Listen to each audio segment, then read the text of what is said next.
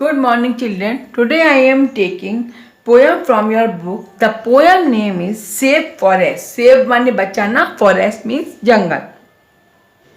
Now let's start our chapter. First of all, I will give one introduction from this chapter.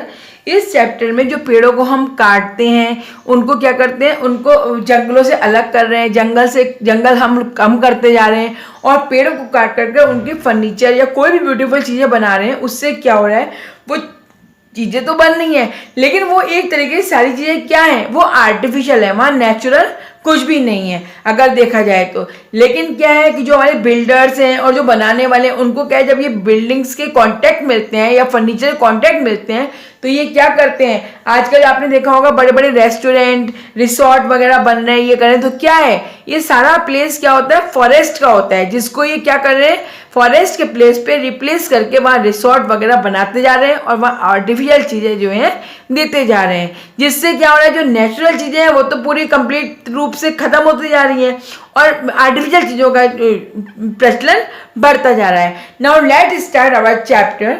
First stanza है, we should avoid igniting fire on in और near the forest areas.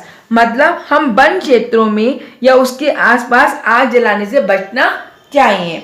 We should avoid, हमें avoid करना चाहिए क्या, one क्षेत्रों के आसपास आग जलाने से बचना चाहिए। Burning of fire in the forest area during the fire season in an offence too. मतलब फायर सीजन के दौरान वन क्षेत्र में आग जलाना एक अपराध है। मतलब क्या है, एक ऑफिशियली नुकसान वो है अपराध। अगर आप जंगलों के पास कहीं आग लगाते हो या जंगलों के पेड़ काटते हो, क्योंकि आप एक पेड़ पे आग लगाओगे, लकड़ी काटोगे, उससे क्या होगा, आगे के पूरे पेड़ डिस्ट्रॉय हो जाएंगे।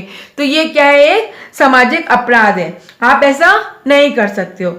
ऑन सीइंग फायर और smoke we must immediately extinguish it by putting water or loose soil on it। क्या मतलब, आग या धुआं देखने पर हमें तुरंत उस पर पानी या गीली मिट्टी मतलब लूज सॉइल, ढीली मिट्टी जो होती है उस पर हमें डालनी चाहिए। And stimulatedly try to find out the cause, और हमें साथ ही उसके कारण जानने की पूरी कोशिश करनी चाहिए।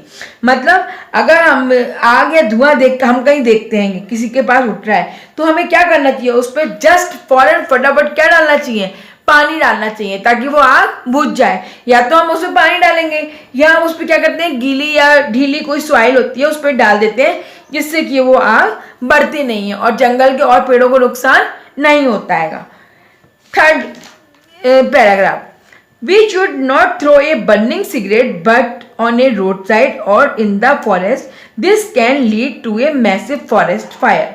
We should not throw a burning cigarette. आप लोगों ने देखा होगा लोग बाग सिगरेट पीते हैं और जो उनके हाथ में होते हैं लेके इधर उधर फेंक देते हैं, वो देखते नहीं है सिगरेट कहाँ जा रही है, आग लग रही है, कोई नुकसान हो रहा है, उससे क्या हो रहा है। तो वो क्यों कह रहा है कि हमें जो ये we should not throw a burning, हमें जो है जलती हुई सिगरेट, बट जो सिगरेट की जो पूरी वो होती है लीड जो होती है जलती हुई, उसको क्या है रोड साइड पे या इधर उधर नहीं डालना चाहिए, उसको हमेशा बंद कर देना चाहिए। क्यों, क्योंकि वो उससे क्या होता है, अगर हम उसको फेंक देंगे तो क्या होगा, बड़े पैमाने पे जंगल में आग या फायर लग सकती है। This can lead to a massive forest fire, ये एक बड़े पैमाने पे जंगल में आग लग सकती है।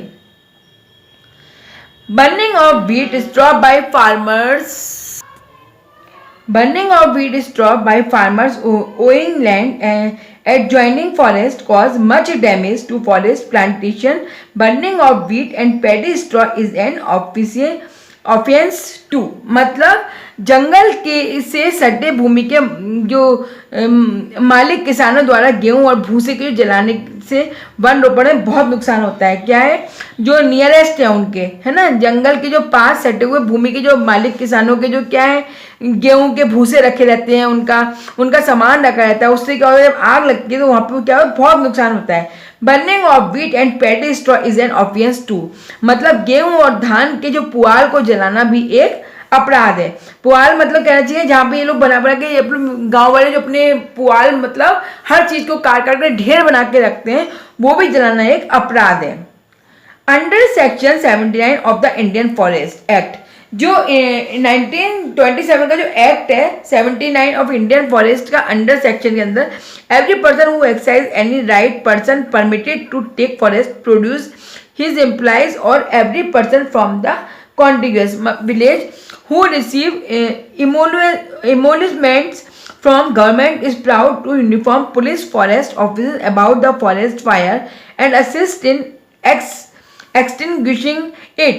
This is required under the law. मतलब ये क्या कह रहा है, भारतीय वन अधिनियम 1927 की धारा 79 के तहत, भारतीय वन अधिनियम इंडियन फॉरेस्ट एक्ट, भारतीय वन अधिनियम 1927 की धारा 79 के तहत प्रत्येक व्यक्ति जो किसी भी अधिकार का प्रयोग करता है, अर्थात ऐसे व्यक्ति जो किसी भी अधिकार का प्रयोग करते हैं, अर्थात कर्मचारियों या उनके प्रति अनुमति देते हैं अपने एम्प्लॉयज़ को, काम करने वालों को, उनके कर्मचारी और संदर्भ से गाँव का every person from the countries, उनके जो एम्प्लॉयज़ हैं और जो उनके पास के गांव हैं, उनके गांव का प्रत्येक व्यक्ति जो सरकार से प्राप्त किया जाता है, वन अधिकारियों को ये सूचित करने और उसको बुझाने में वो क्या करते हैं, आपको उनकी सहायता करने के लिए बाध्य हैं.